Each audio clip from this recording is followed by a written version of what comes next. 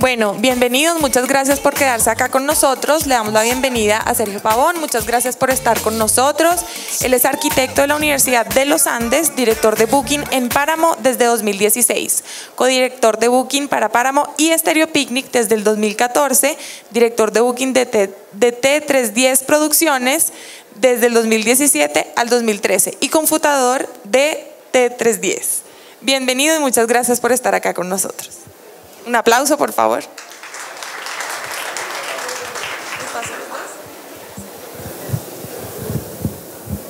Buenos días, ¿cómo están? ¿Qué tal todo? ¿Bien o no? Bueno, es un placer estar aquí, obviamente, en Colombia 4.0 y contar básicamente una de las historias más importantes alrededor de lo que significa el emprendimiento, la música, los sueños, un proyecto que, sin lugar a dudas, tiene un antes y un después en la historia de la música popular colombiana, y vamos a hablar precisamente sobre eso, analizarlo, porque si bien nosotros durante mucho tiempo, en particular a mediados de los años 90, comenzamos a tener una serie de festivales tanto nacionales, bueno, tanto en Bogotá como en diferentes lugares del país, públicos, gratuitos, donde comienza a existir también un antes y un después con lo que significó Rock al Parque en 1995. Posteriormente nacen Salsa al Parque, Hip Hop al Parque en el caso de Bogotá. Comienza también a nacer el Altavoz de Medellín y otra serie de eventos como en Cali y en diferentes regiones del país. Estábamos acostumbrados en la primera década del siglo XXI, estamos hablando del 2000 al 2010, básicamente de tener, digamos, un circuito interesante, pero también un circuito que quizá comenzaba a repetirse y que necesitaba quizá algo nuevo. Ese circuito de los festivales públicos, de los cuales obviamente nos sentimos orgullosos, nos sentimos contentos. Se viene el próximo año los 25 de Rock al Parque, no es un dato más, es un dato súper importante y esencial.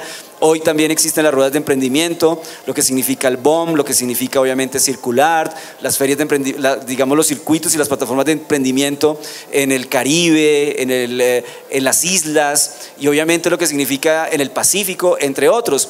Pero ese circuito de la primera década del siglo XXI, que además de ello traía una serie de bandas que hoy la están rompiendo, como era la génesis de un Bomba Estéreo, la génesis de un Chuck Keep Town, que hacia el año 2005, 6 y 7, pues todavía eran bandas que quizá vivían en un circuito completamente emergente. También estaba la generación de los Ratón Pérez, que yo creo que es súper importante, que es como esa generación de la famosa generación del Teatro La Mama, que hacían mucho emo, hardcore, entre otros, y que hoy pues son músicos que o son productores o tienen algunos proyectos, muchos de ellos fuera del país.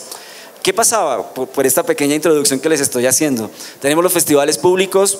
Tenemos obviamente una generación a inicios de los 2000 que necesitaba una voz completamente diferente, y así como la generación de los 90, la generación de Aterciopelados, La Derecha, 1280 Almas, Agony en el metal, Ultrágeno, necesitaba una voz y tuvieron Rock al Parque. Esta otra generación resulta que tuvo una voz, y hay un antes y un después, y es la llegada del Festival Stereo Picnic hacia el año 2010. No es un dato pequeño, es un dato gigante, porque Stereo Picnic llega a darle otra dinámica al circuito musical colombiano, pero en particular también le da al circuito colombiano una internacionalización que no teníamos. Podemos analizar muy bien qué pudo haber pasado. Infortunadamente, la crisis económica de Venezuela saca a Venezuela del mapa de grandes escenarios como escenario internacional. Obviamente hablamos de un Chile, hablamos de Argentina, hablamos de Brasil, de México, pero llega Stereo Picnic y logramos ingresar en ese circuito. Igual la historia de Stereo Picnic es una historia de sueños, es una historia también de prueba y error. Es una historia de momentos muy complejos, pero también es una historia de sueños cumplidos. Aquí está Sergio Pavón, quien forma parte obviamente de ese equipo que logró crear Stereo Picnic, pero más allá de la música, y este dato es más importante aún, Stereo Picnic se convierte en un gestor, en una plataforma de emprendimiento no solamente para los músicos, sino también para la gastronomía, emprendimiento también para la producción de eventos, logra también Stereo Picnic convertirse en un escenario también aspiracional para muchas bandas colombianas, inclusive la edición del año pasado, y esto no lo he dicho a Sergio, se lo dije a Philip Sigenthal en algún momento, mis bandas favoritas fueron las colombianas, y no es una cuestión de nacionalismo ni nada de eso, sino las bandas que me dieron a mí el riesgo fueron las colombianas. Y queremos saber, obviamente, en esta pequeña charla, y perdón por la introducción tan larga, pero creo que se lo merecía, hablar sobre cómo nace Stereo Picnic, cómo funciona Stereo Picnic. Insisto, todo este imaginario que se ha creado alrededor de gastronomía, alrededor de emprendimiento de moda, alrededor de emprendimiento inclusive de transporte y muchas otras series de temas que me parecen fundamentales. Entonces, Sergio, ahora sí, vamos, después de esta introducción, a contar, creo que algo que debe estar en la historia de la cultura de este país, en la memoria de este país, cómo nació Stereo Picnic, o sea, cuándo se atraviesa en la mente de ustedes este proyecto. Yo creo que la historia de Stereo Picnic empieza como por la historia de un par de grupos de amigos diferentes que andábamos por allá por el año, yo creo, 2006 o 2007, empezando a trabajar en una escena bogotana que era por ese entonces todavía muy underground. Y aparece Naps en Papa y T310 como dos compañías diferentes, opuestas e inclusive rivales, a hacer conciertos o pequeños shows en una ciudad que todavía era muy diferente a lo que es hoy por hoy. Es decir, aquí la industria en esa época estaba comenzando, no había muchos conciertos, no había muchos lugares para hacer conciertos, no había sellos, no había managers, no había todavía nada, pues era como una industria muy incipiente. Y entonces empezamos con las uñas a hacer conciertos más llevados como por la pasión de la música, que yo creo que es lo que finalmente siempre nos ha movido. Y nos terminamos como encontrando. Ambas empresas eran, como dije al comienzo, grupos de amigos. Yo creo que eso tiene que ver también con lo que vendría a pasar después, porque finalmente nunca vimos esto como un negocio ni como con ganas de que le hicimos al Festival Stereo Picnic un plan de negocios y buscamos unos inversionistas y como que la teníamos muy clara, sino que fue muy a prueba y error, como decía el profe. Y en todo caso, ambas empresas yo creo que tenían ese sueño en mente, habían viajado, habíamos ido a festivales y habíamos detectado que faltaba eso en el país y que de alguna forma los festivales gratuitos, gubernamentales estaban respondiendo a algunas necesidades, pero había un vacío inmenso que básicamente era la música de nuestros tiempos, la música de ahora, y era la música que a nosotros nos gustaba. Entonces, en el 2010 se da una coyuntura extraña y es que uno de nosotros tenía confirmado a Matiz Yahoo y otro de nosotros tenía confirmado a Too Many DJs, y así suenen artistas totalmente diferentes y nada que ver en esa época. El hecho de que hubiera el mismo día en Bogotá dos conciertos nos asustaba mucho, pensábamos que no había público para ambos, a pesar de que uno era un concierto de reggae y el otro un concierto de música electrónica.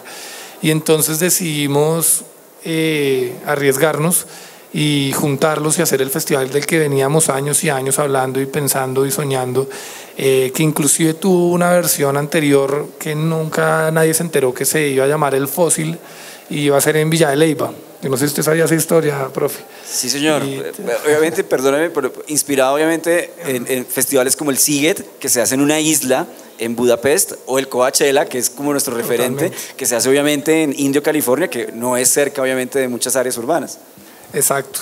Nosotros estábamos totalmente locos y digamos, equivocados en esa idea de hacer un concierto en Villa de Leyva en esa época, y alcanzamos a tener bandas confirmadas en el 2010, en el 2009, y finalmente como que abortamos, y creo que hubiera sido terrible porque nos habríamos quebrado mucho peor de lo que nos quebramos haciéndolo en Bogotá. En todo caso, como que saltamos al agua, yo creo que sin medir las consecuencias y sin medir tampoco la trascendencia que podría tener en el futuro ese proyecto, y hicimos un concierto muy chiquito, pero que yo creo que sembró un poco como la semilla de lo que nosotros queríamos hacer, y era un festival al aire libre, en Pasto, en el que digamos que hubiera unos espacios digamos que una escala de 1 a 1, es decir, donde uno se pudiera sentar a tomarse una cerveza o comerse algo y hablar y ver música a la vez, pero que fuera como un espacio muy amigable. Desde ese entonces le metimos mucho cariño a la decoración, a la ambientación del lugar, y yo creo que terminó convirtiéndose como una noche épica en la que los que fueron la recordarán con mucho cariño y se sembraron las bases para lo que vendría después. Bueno, ¿alguno de ustedes fue la primera edición de Stereo Picnic? Pues los veo muy jóvenes. Bueno, yo les voy a contar algo rápidamente. O sea, uno que se hizo en otro lugar, ¿cierto? Que era como llegando a Bogotá, o sea, de norte a sur, ¿cierto? El primero. 2, recuerdo como la paja para sentarse uno. Ok, el heno. Ok, listo. 2, recuerdo bomba estéreo. O sea, ahí este dato no es pequeño, porque ustedes van a notar que si bien existían ya festivales, Stereo Picnic levanta también el nivel de calidad de las bandas locales, sin lugar a dudas. Recuerdo Alerta Camarada, recuerdo el Instituto Mexicano del Sonido, pero además de ello, recuerdo la parte gastronómica y eso ya marcó una diferencia muy grande. Y es cuando comienzan ustedes a involucrar como que esos otros ambientes para que el festival, explico y lo reitero mejor, no sea únicamente de emprendimiento musical, sino sea un emprendimiento para muchas industrias independientes de la ciudad. Yo creo que en esa época no teníamos un plan definido, ni siquiera una idea de que teníamos que tener buena gastronomía, solo teníamos en mente que queríamos ofrecerle a la gente una experiencia más bonita y más rica, porque ir a conciertos en Bogotá se ha vuelto un poco trágico, y estábamos intentando ofrecerle a la gente eso, comida rica, un lugar donde no tuviera que hacer filas, donde se pudiera tomar una cerveza, donde pudiera sentirse un poco más libre, donde no hubiera como muchos tabús y como que se pudieran sentir ellos mismos y digamos que hubiera muchas más cosas pasando más allá de la música en el festival.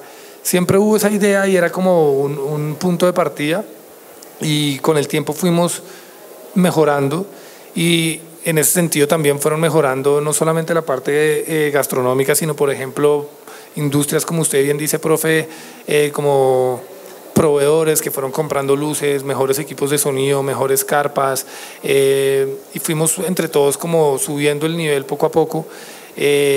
Nuestro equipo de arte, que yo creo que siempre ha sido muy importante, también fue entendiendo mejor de qué se trataba eso, y empezamos a mejorar experiencias como la piscina de pelotas, la pólvora, la iluminación de los árboles. Y hay muchos detalles que pueden parecer sencillos o que de pronto la gente no se da cuenta de lo importante que son, pero en mi opinión marca una diferencia gigante, justamente en ese fin de desconectar a la gente de la realidad y de alguna manera conectarla con el ahora y con hacerla feliz ya.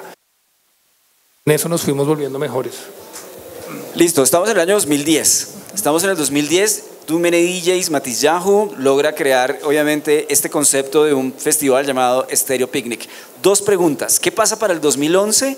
Y 2, para que no se nos olvide, estamos hablando de 2 grupos de emprendedores que eran combos de amigos, T310 y Absent Papa, pero en algún momento se unen. O sea, que creo que también eso es súper interesante en la medida en que existe un momento de la ruptura del entre comillas, competencia, para decir, hey, vamos a aliarnos y vamos a hacerlo mucho más fuerte. ¿Cuál fue el segundo paso para llegar al 2011? No se preocupe que no lo voy a preguntar año por año, pero ¿cuál fue ese segundo paso y cuándo deciden ustedes como emprendimiento decir, vamos a unirnos? Pues lo primero es que la edición del 2010, que fue la primera, fue un tremendo fracaso económico. Entonces, como que al día siguiente nos despertamos pues como todavía con esa euforia y pues como que yo creo que todos nos habíamos dado cuenta que habíamos hecho algo importante y que teníamos que seguirlo haciendo, pero no teníamos cómo seguir haciéndolo y estábamos muy endeudados. Entonces empezamos como a buscar alternativas para volverlo a hacer, y ahí es donde entra, porque en la primera edición Absent Papa no estuvo involucrado.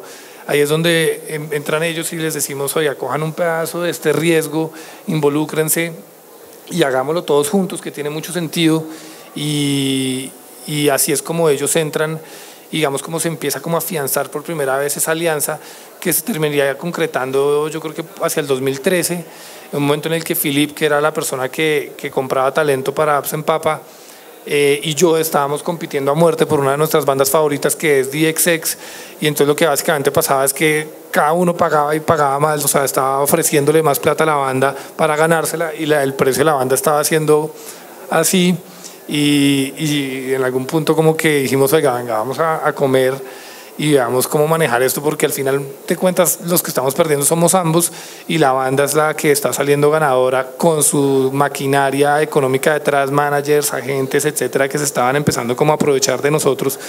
Y ahí es cuando por primera vez hablamos en la bomba de la 67 con Séptima, hablamos de unirnos por fin y de dejar de competir, y cuando lo hicimos fue lo máximo, porque por ejemplo con DXX lo que yo hice fue que le dije a la gente, ya no estoy interesado en hacer el concierto, y entonces ya no tenía competencia y aceptaron la oferta de Philip, que era baja, y ganamos plata haciendo ese concierto, que en esa época era una odisea, y así es como terminamos, como digamos que volviéndonos un mismo equipo y una misma compañía.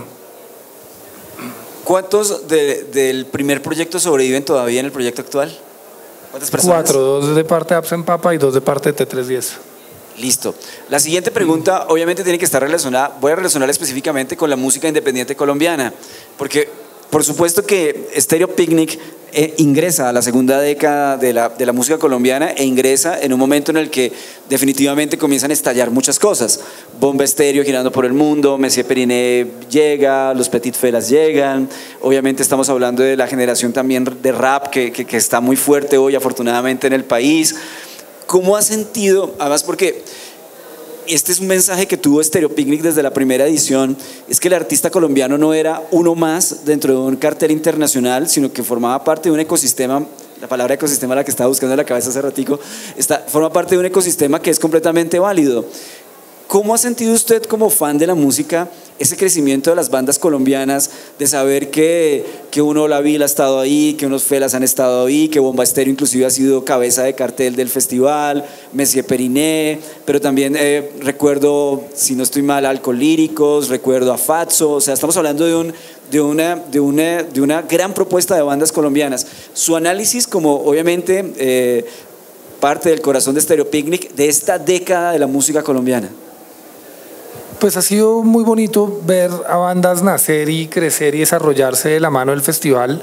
Digamos que hay una primera generación, que es esa que usted hablaba, de Bomba, Sistema, Chucky Town, Superlitio, todas esas bandas que estuvieron en los primeros años, que realmente en esa época no eran lo que son ahora, y tenían unos shows que estaban empezando a desarrollarse, ellos como músicos estaban empezando a entender de qué se trataba su banda y nosotros de qué se trataba nuestro festival, y como que fue lindísimo verlos nacer, y hoy pues es algo que nos produce un montón de orgullo, y es verlos girar por el mundo a un nivel global, o sea, están al nivel de las mejores bandas internacionales. Y han empezado a nacer unas nuevas generaciones en las que nosotros creemos y hemos intentado apoyar mucho. Nosotros somos súper fans de algunas bandas nacionales, y digamos que estamos haciendo todo el tiempo apuestas, intentando descubrir qué banda nueva viene, por quién apostar, y creo que en ese sentido la cultura del país ha cambiado mucho, la variedad de bandas que hay hoy por hoy de buen nivel, que están mucho mejor manejadas, mucho mejor producidas, mucho mejor pensadas, conceptualizadas a antes.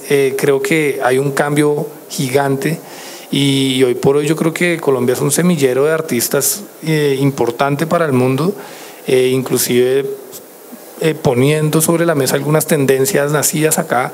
Creo que como país nos hemos podido encontrar en términos de rescatar ritmos muy nuestros, como pacíficos, caribeños, y mezclarlos con ritmos nuevos y crear nuevos sonidos, y hemos pues hoy por hoy yo creo que hay una cantidad de bandas espectacular en Colombia. ¿Cuántos de ustedes acá son músicos? Que levanten la mano. ¿Músicos? Medios de comunicación, estudiantes, ¿eh? Listo. emprendedores quizá. ¿Cuántos de ustedes sueñan con hacer un festival? Ok, bueno, ya son mucho más. Sergio, este ha sido un proceso obviamente, como todos los procesos, tienen sus momentos de acierto, sus momentos en los que no se acierta. Es un proceso que ha tenido, pues, económicamente muchos riesgos.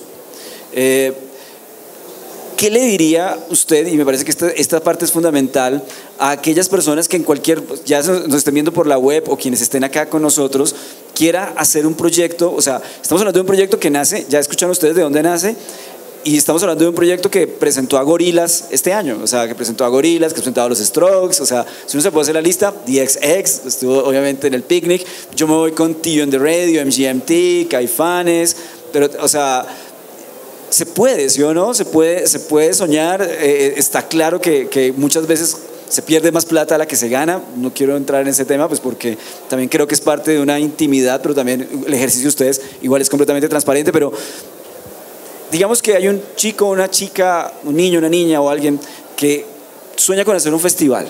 ¿Usted qué le diría desde su experiencia?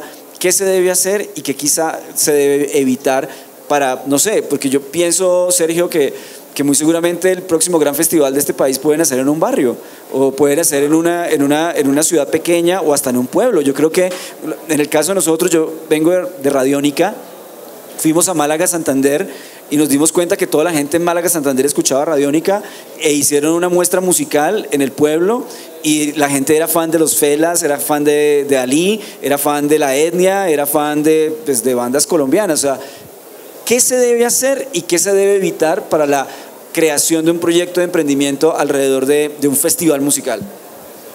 Lo primero que creo que es lo más importante es conceptualizarlo muy bien y es entender por qué hacer ese festival, para quién, qué es lo que lo va a hacer especial.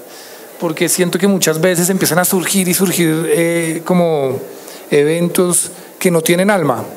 Y entonces yo creo que un evento sin alma va a tender siempre a fracasar, mientras que si hay algo que esté cargado de un sentido y como de un espíritu, va a tender a triunfar y a crecer y a convertirse en una bola de nieve que convenza a mucha gente a su alrededor de unirse a eso. Entonces me parece que eso es lo más importante, y es entender por qué y qué es lo que lo va a hacer especial. Y después lo segundo es tener las pelotas de perseguir ese sueño sin importar nada, porque van a encontrarse con un montón de barreras, de límites, de problemas y de situaciones que van a intentar, digamos, que como hacerlos desfallecer. Y todavía en Colombia es difícil emprender, y más en un tema como la música, y se requiere mucha persistencia y perseverancia para lograrlo. Entonces ahí lo único que les puedo decir es ánimo y arriésguense. O sea, realmente no hay nada que perder, y uno muchas veces como que se deja llevar por el miedo y no pone sobre la balanza como que qué es eso que se puede perder, más allá de la plata, qué es eso que se puede perder, y no hay más. O sea, no hay un resultado tan negativo, grave, como para tomar la decisión de no intentar hacer el sueño que ustedes tengan realidad. Y si no, se van a quedar toda la vida con eso ahí en la mente guardada, como qué habría pasado si yo lo hubiera intentado. Entonces inténtenlo. Listo, pregunta. Vamos a hablar de la edición de 2018. Estamos haciendo un viaje en el tiempo, así como la móvil de RTBC que está por acá en Colombia 4.0, que es una máquina del tiempo. Y descríbame qué sensación le dejó la edición de 2018. O sea, vamos a la actualidad, y qué le dejó básicamente esa edición. O sea, yo voy a decir, recuerdo el CD Sound System, recuerdo The National, mi favorita de este año. Obviamente este fue el año de Gorillaz, ¿cierto? Este fue el año de Gorillaz. Nuevamente Lana del Rey, The Killers, ¿fue este año también? Híjole, es que los repertorios son como muy, muy vastos. ¿Qué sensación tiene este año, Sergio? Pues yo creo que es un festival ya maduro, que hemos ido descifrando y entendiendo muy bien, y como que cada vez siento que acertamos un poco más en cómo programar, a qué horas programarlo. Yo creo que este año es el año de los mejores cierres de la historia del festival, y entendimos muy bien que que por ejemplo a las 2 de la mañana es a la hora a la que tenemos que poner a bandas como Metronomy, a Bonobo, a Black Madonna, y yo creo que esos cierres, después de ver esas grandes bandas, fueron muy épicos y muy bonitos. Como que algo que yo disfruto mucho de los festivales es ver una banda de esas grande, pero yo quedo como con mucha adrenalina, mucha emoción, y después ir a ver uno de estos proyectos, rematar una fiesta, es muy emocionante para mí. Creo que este año fue de las cosas que mejor salió.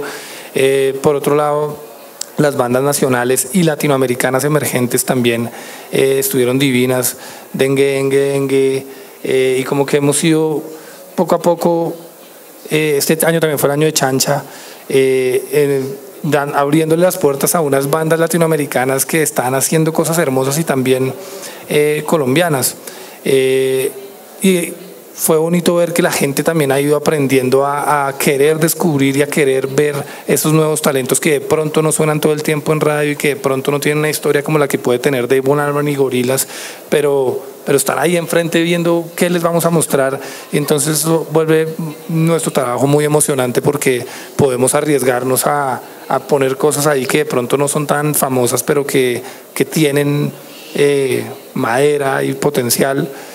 Por otro lado, pues sí, la verdad que creo que los headliners son, pues por lo menos Gorillaz y el Sí, para mí personalmente son dos bandas muy importantes en términos de lo que significa el arte de hacer música en nuestros tiempos.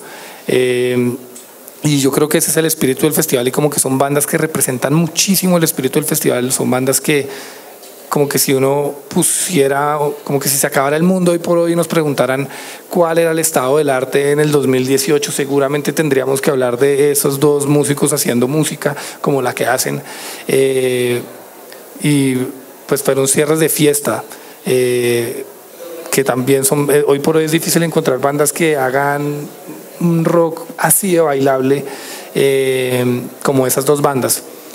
Fueron puestos en escena muy bonitas también. Lo de Gorillaz fue impresionante, las visuales, la cantidad de músicos invitados, los coristas, las y los coristas afroamericanos cantando hermoso.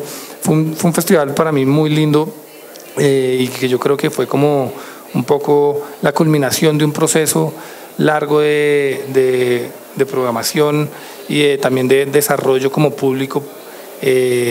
También la gente ha ido como aceptando el festival como es, en términos de el clima, por ejemplo, que hay veces recibimos un montón de críticas por el clima, pero pues es que yo creo que cuando nos comparamos con festivales como Coachella, pues no estamos en California, estamos en Bogotá y acá llueve todo el tiempo. Hoy estaba lloviendo, llueve todos los meses. Hemos pensado muchas veces y ha hecho análisis como de en qué meses llueve menos o más, y la verdad es que llueve todo el año. Entonces, ver a la gente ya con sus botas, su impermeable preparada a gozarse el festival independientemente del clima o algunos, pues digamos que inclemencias que pueda tener hacer un festival en la sabana de Bogotá. Entonces siento como que ya hay una compenetración del festival con su público muy importante, y la gente simplemente ama la experiencia, y nosotros estamos cada día intentando llevar esa experiencia más allá. Ese se ha vuelto el reto, cómo volarle la cabeza a la gente. Tengo 3 preguntas sobre el continente, no se me asuste, Sergio. 3 preguntas que me parecen importantes porque, como lo comentábamos en la presentación de esta charla, obviamente Colombia se ubica nuevamente en el mapa internacional de un circuito sonoro que no existía para nosotros. Quizá ustedes, por ser tan jóvenes, pues no conocen de pronto, o muy seguramente lo habrán leído, pero desde 2005, cuando llegan los White Stripes para adelante, comenzamos a tener las grandes bandas internacionales en Colombia. Antes, las bandas que llegaban, uno, o era un milagro, o dos, era una banda que estaba ya en sus últimas y venía a tocar a Colombia pues para tener pues ganancias. La música es negocio, o sea, no hay ningún misterio sobre ello. Pero inclusive, y hablemos de un tema clave, Queen nunca tocó en Colombia y tocó en Caracas. O sea, estamos hablando de lo que pasaba de pronto hace 35 años, pero hoy ya uno puede decir que Gorillaz tocó en Colombia y que The Killers ha hecho un par de veces y podría venir una tercera vez.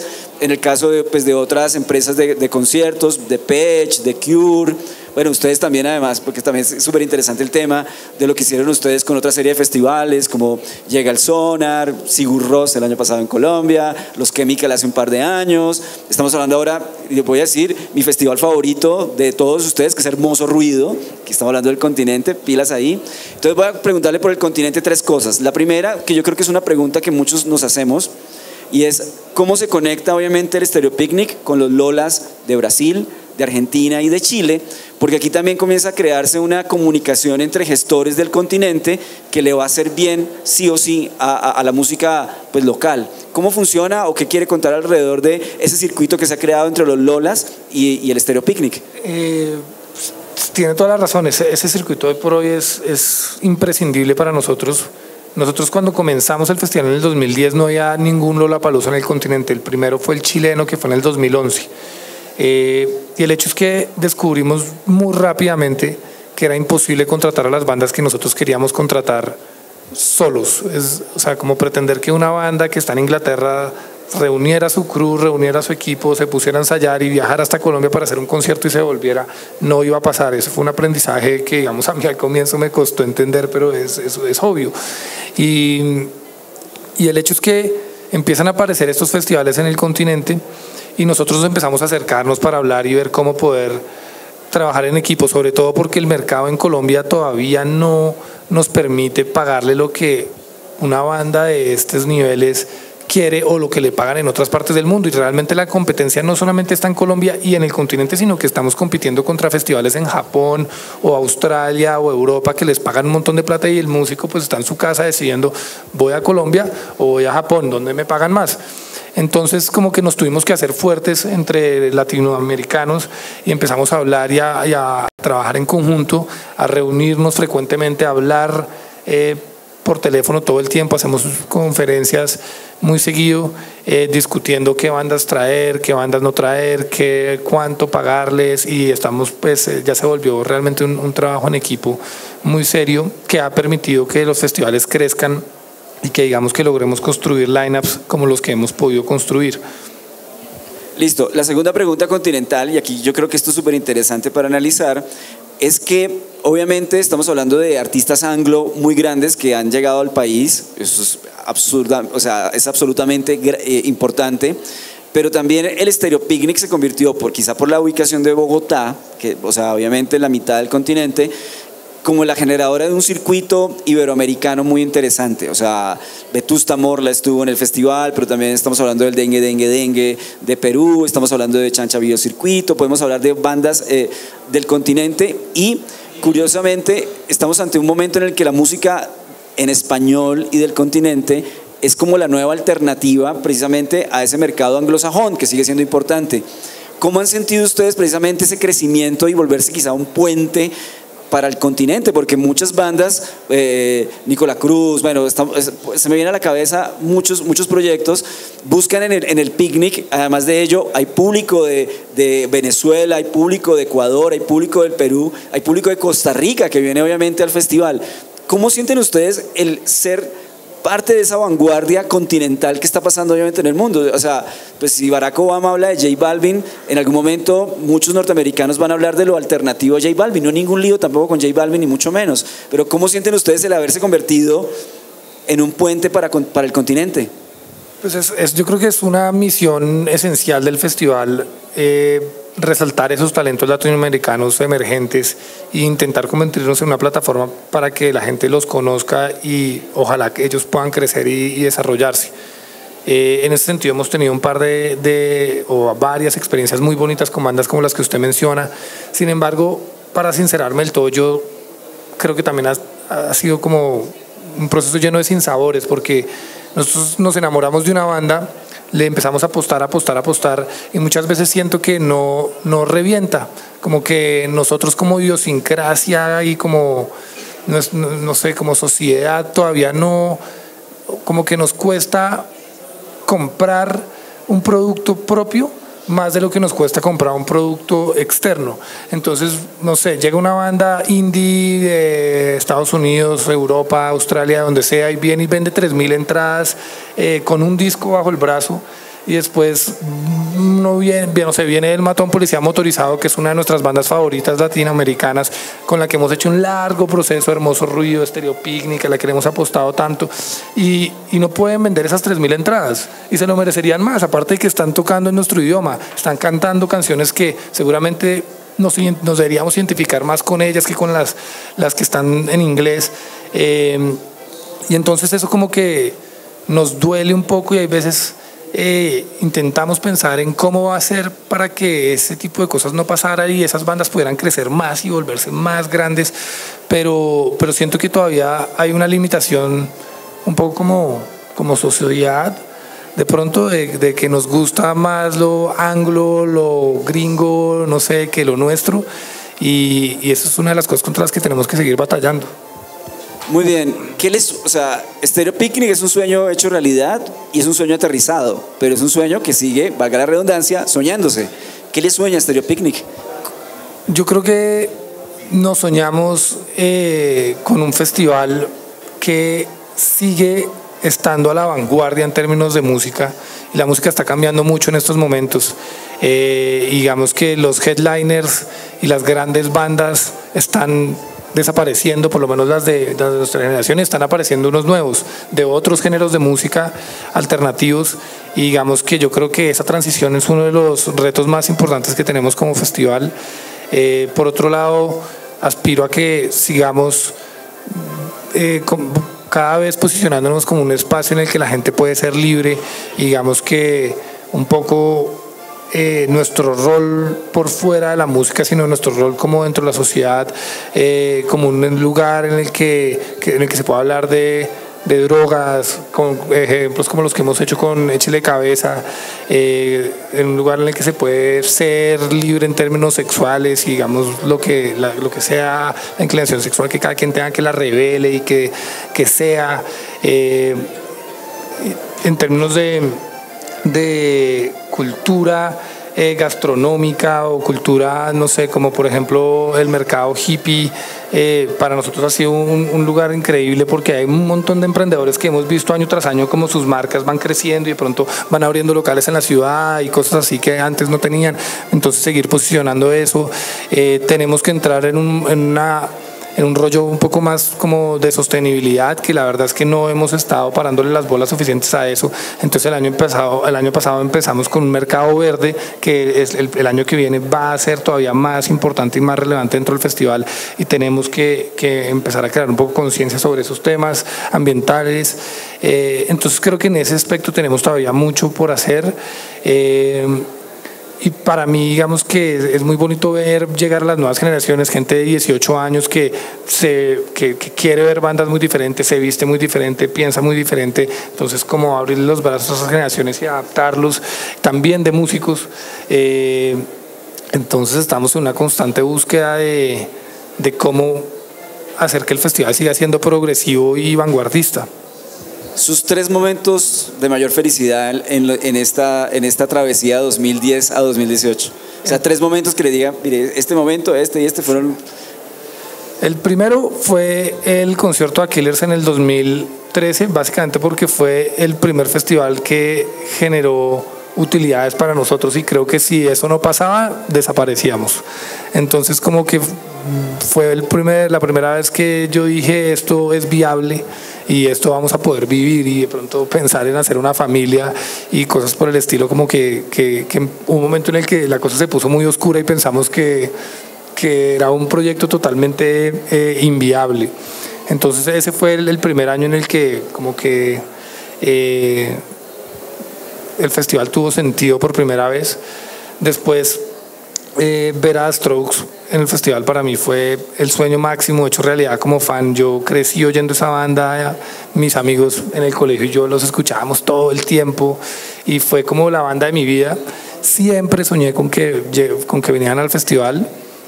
Nunca o sea, como que nos cerraron la puerta un montón de veces. El manager ya creo que ya estaba mamado de que fuéramos a la oficina en Nueva York a golpear y decir, oiga, tenemos un festival en Colombia y queremos que Strokes toque, y nos decía, eso nunca va a pasar. Y pasó. Ese fue un concierto muy especial para mí. Y por último, tal vez Bomba Estéreo este año antes de Gorillaz fue también importante para mí en términos personales porque es una banda muy cercana que vimos crecer. Yo creo que hicimos de los primeros conciertos de ellos hace ya 15 años y como que siempre tuve el sueño de que ellos llegaran a convertirse en un cabeza de cartel del Stereo Picnic y verlos tocar antes de Gorillaz y estar a la altura fue muy emocionante para mí. Creo que fue como también la culminación de un proceso de muchos años de una banda creerse el cuento y hacer un show y un repertorio que le diera la posibilidad de pararse en una tarima como esas ante 30.000 personas y sacarla del estadio. Esos son, creo que, los 3 momentos más importantes. ¿Se anima a compartir un momento difícil? Sí, me animo a ver un momento después del festival del 2013, después de 3 años en los que el festival no despegaba para nada, en el que tomamos la decisión de no hacerlo más. Hubo una reunión entre todos nosotros, estábamos totalmente endeudados y dijimos, vea, no más, apaguemos esto, intentemos seguir haciendo algunos conciertos para pagar todas las deudas que tenemos y acabemos con esto porque no podemos más. Entonces el festival estuvo muerto, inclusive hubo como un acta de una reunión en el que tomamos la decisión de nunca más volverlo a hacer. Yo creo que ese fue el momento más difícil de todos. Y digamos que otro momento difícil puede haber sido el momento de Trent Reznor y Nine Inch Nails en el 2014, que una planta se apagó justo cuando iban a cerrar con Hurt, y la planta que teníamos de backup no funcionó, y el hecho es que se fue el sonido y este man que era nuestro gran héroe de infancia se emputó y botó el micrófono y se fue a los camerinos y rompió todo y fue como el héroe con el que queríamos quedar muy bien se fue bastante bravo del festival. Eso pasa. Sí. Listo, quedan 2 preguntas, ya estamos cerrando y esta pregunta no va a comprometer noticiosamente a algún artista del festival, sencillamente está comprometida con el corazón de Sergio Pavón y es ¿a quién sueña volver a ver o a quién sueña ver? O sea, ¿vale? No tiene nada que ver con noticias, titulares, ni chivas, ni nada de esas cosas, ¿vale? Para dejar todo también completamente claro, estamos hablando del humano detrás de este gran proyecto de emprendimiento que es Stereo Picnic. 3 nombres, ya sea que los haya visto en el Picnic o que quiera verlos porque no han tocado en el Picnic. Pues creo que había 2 bandas que nosotros, como digamos que el grupo de amigos detrás del festival, se soñaba mucho ver en el festival, y eran Radiohead y Arcade Fire. Esas eran las 2 bandas que perseguimos, los headliners que perseguimos todo el tiempo, y lamentablemente no han estado. Radiohead tocó por su cuenta en Bogotá y Arcade Fire nosotros tuvimos ese inmenso privilegio de hacer el concierto de ellos en la ciudad, pero no en el festival. Me soñaría con ver de forma personal a una banda que se llama Car Seat Headrest, que es una banda que oigo mucho y que amo, con volver a ver a Foals, que es otra banda que amamos, pero sobre todo me soñaría con que una banda de rock, eso quiere decir que toquen guitarras, nacional, aparezca y crezca lo suficiente como para que pueda tocar a las 10 o 11 de la noche en el festival y totearla. Eso es algo que personalmente he venido esperando mucho y no ha aparecido. La vamos a buscar, ¿sí o no? Aquí entre todos. Listo, la última pregunta. Y muchas gracias por venir. Saludamos a todos los que están obviamente a través de la web, más aquí en Colombia 4.0. Es la siguiente, o sea, Stereo Picnic se convierte en un evento esencial para que muchos otros emprendedores también logren generar otros festivales.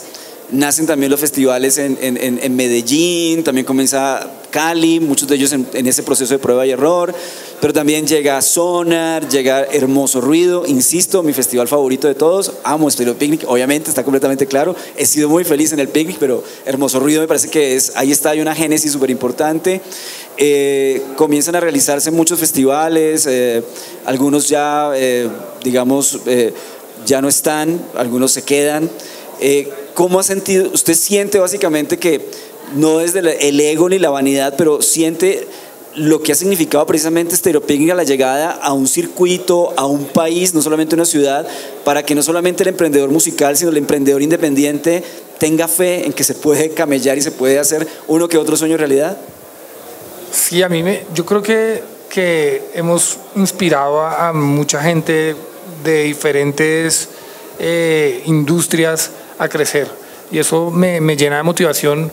Veo que desde bandas, disqueras, managers, gente que ha comprado equipos, restaurantes, un montón de gente que de alguna manera ha usado el festival como plataforma para desarrollar sus empresas, y otra que no, pero que de pronto nos ve a distancia y oye esta historia y dice, wow, yo puedo hacer esto.